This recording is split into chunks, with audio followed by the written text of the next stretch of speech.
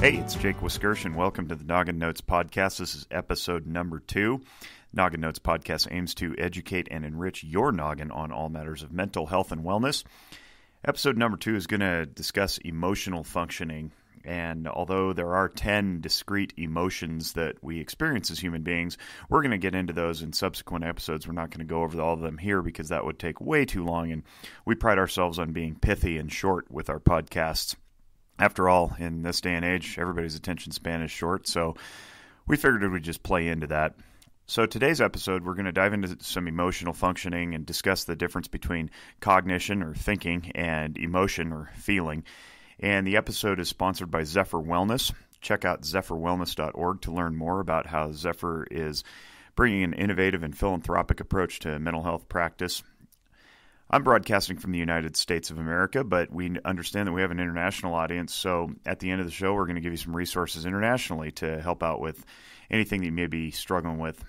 For now, we're going to launch into the idea that we have emotions and we have thinking. And so while you're listening to this, I want to picture in your minds, if you will, 2 tanks connected by a mutual pipe. They could be any tanks of any size, but you got 2 tanks, and they're connected by a mutual pipe, and if you imagine pressure on one tank, it's going to be pushing down so that the fluid flows into the other tank.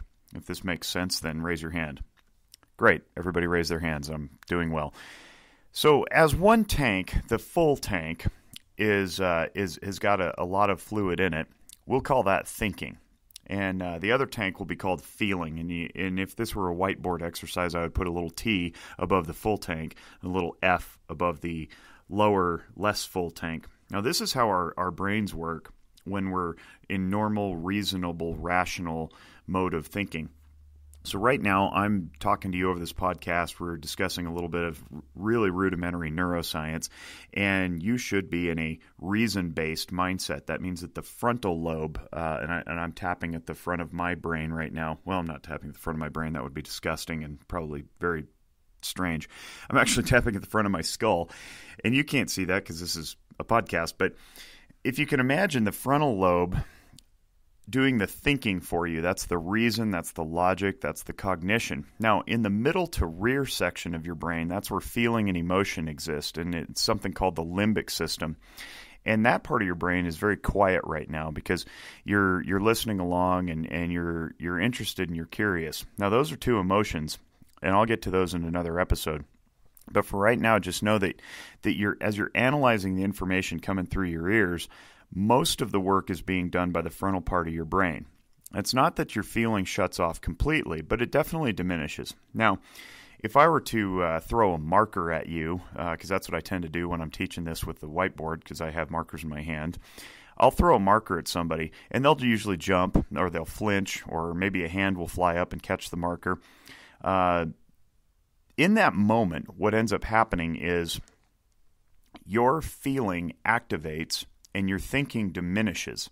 You just react to the marker. You don't think about it. You don't analyze it. You don't consider it. You just flinch. And some people who are cultivated in sports culture, they may snatch it out of the air knowing that a flying object is to be caught or whatever. But again, they don't think about it. And so if you go back to those 2 tanks that I had you imagine, in that brief instant when the marker is flying through the air at the person's face or chest or whatever, those tanks invert, and the pressure goes down on the thinking part and goes up on the feeling part. And what ends up happening is, just for a moment, about 3 to 9 seconds, in fact, is all the time that the emotion lasts in your brain. Those tanks invert. So you don't have any control over whether or not you feel something, and in this case it would probably be the feeling of surprise. You just feel it. And then 3 to 9 seconds later, you return to thinking about whatever's going on around you. And typically when I conduct this exercise in front of people, they laugh and then they throw the marker back to me and I catch it and then I move on with the lesson and I point out that they're not still stuck in the surprise of having a marker thrown at them. They have re-regulated and they've returned to cognition. So the tanks go back. The levels move back to high on the thinking or T side and low on the feeling or F side. Now the question arises, Why do we stay stuck in emotion longer than 3 to 9 seconds? Why do people struggle with things like depression or anxiety? Why do we have mood swings? Well, simply put, the environment doesn't cause all of your emotions, although that's what was studied for about 50 years by a guy named Carroll Izard out of the University of Delaware. What he found out was that our 10 discrete emotions that we all possess, all humans have this, and we've all had them since 40,000 years ago when we were all cavemen and women. We have 10 discrete emotions. They all serve a function to tell us what's going on in the environment. So if a marker flies at your face, or a snake crawls across your foot, or an earthquake happens, or a hurricane hits, or your best friend jumps out of the bushes and surprises you with flowers. That would be weird. I don't know why my best friend would surprise me with flowers by jumping out of the bushes. But either way, our emotions and our limbic system tell us what's going on in the environment. They serve an adaptive function, meaning we have to adapt to what's going on.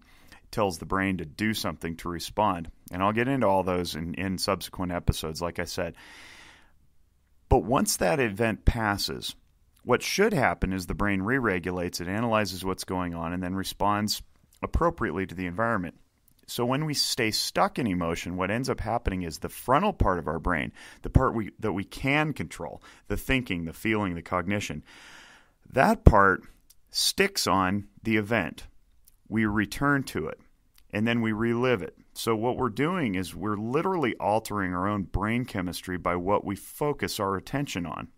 So if I think back to the snake that crossed my path, or I think back to the marker that was thrown at me, then I can stay stuck in that by reliving it over and over and over, whether it was surprise or fear or excitement or whatever it was. Similarly, I can turn my attention to future events that have yet to happen, and I can live in that emotion anticipating what might happen. So if I'm on a baseball field and we're nearing the end of the game, I can anticipate winning the game, and I can feel a sense of excitement even though the game is not over, even though it's not complete, even though we have not actually won it. I can channel that type of emotional functioning into the present moment. So what we want to do is we want to try to be present in every moment, one moment to the next as they pass throughout our time in the day. If we don't, if we allow our attention to drift to the past or to the future, what we end up risking is a false sense of emotional functioning that then gets played out in various forms. So for example, if I bring in negative energy into an interaction that has nothing to do with the person that I'm now speaking with, it's probably because I focused my attention on something else prior to that interaction. I may have had a bad day at the office, or maybe somebody cut me off on the road, and then I get out of my car and I walk in and I talk to somebody else and I'm just irritated, and I bring that irritation in with me. It's because I'm not fully present for the person in front of me. If I turn my attention to the person in front of me, all that stuff about whatever happened beforehand doesn't carry with me. So we have an incredible amount of power that we possess in our minds in order to focus our attention on that which we want to experience rather than that which we have either already experienced or have yet to experience. And by the way, there's an idea in our field that says that depression is generically coined as when we focus on something and we fixate our thoughts on an event in the past that has already happened that we can't do anything about. We stay stuck there and we fixate our thoughts and we relive that sadness of whatever happened. And generically, anxiety is when we put our focus and when we fixate our thoughts on something in the future that has yet to happen. So if you're struggling with anxiety or depression, think about where your attention is spent most of the time. If you're struggling with anxiety, chances are you're anticipating something in the future that has yet to happen. And if you're struggling with depression, it might be an indicator that you're struggling with moving your thoughts off something in the past that has already happened. Can't change the past, and we can't change the future. All we can do is live in the present. I'm really excited to get into more emotional functioning as we go down the road. We'll discuss the 10 discrete emotions of sadness, fear, anger, joy, guilt, disgust, shame, contempt, and excitement and surprise as we go through these episodes, and I'll explain the adaptive functions of all of them. So I'm going to wrap up because I promised you that it would be short. We like to keep things under about 10 minutes or so if we can.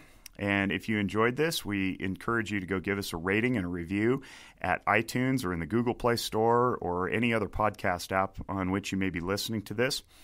And reminder that this is not a substitute for professional counseling. So if this stirs something within you, if it shakes something loose and you want to go analyze this further, we really encourage you to do so. There are some great websites that you can access. In the United States, there's psychologytoday.com, aamft.org, which has a therapist locator. And in Europe, you can go to mind.org.uk or sane.org.uk and seek some professional help. There are those of us out there who are licensed and have practiced thousands of hours doing exactly what I'm doing right now, which is educating and nourishing your mind.